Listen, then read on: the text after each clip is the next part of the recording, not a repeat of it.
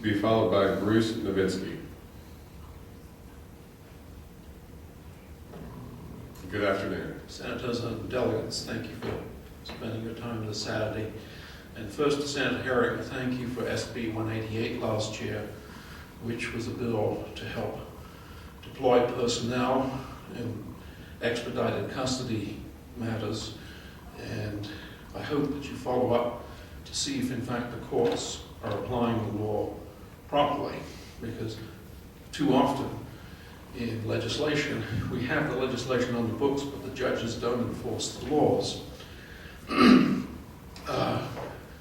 I've attended, in my own case, a dozen years ago, but subsequently, a couple of times a year, I go to the courts, and it's interesting, there's a couple over here.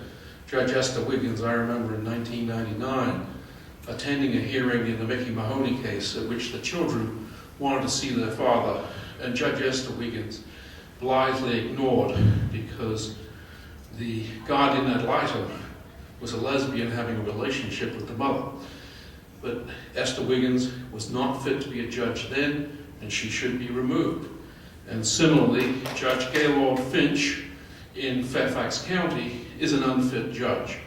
And I've attended 2 proceedings in the last 3 years. In both cases, Judge Finch didn't follow the judicial canons of conduct, and in one case with a Down syndrome child, basically didn't even require one of the, I'm going to use the word defendants because I don't really know who brought the motion, but the bottom line is that there was so much misconduct in the case.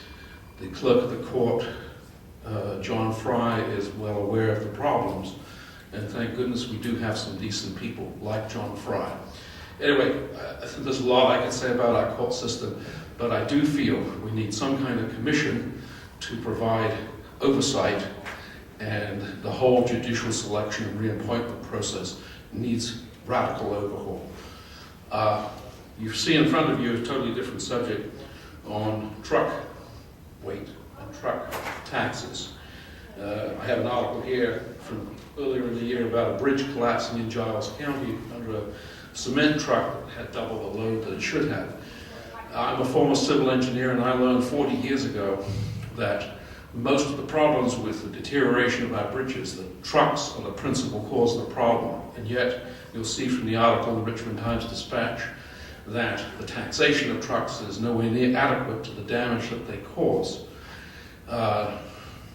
There's a principle of you have both static stress and dynamic stress. And Delegate Vivian Watts might know something about this, but the whole point is that it isn't just when a truck is stationary, but when it's going 65 miles an hour, it causes vastly more damage to the bridge structure than if it's going 55 miles an hour.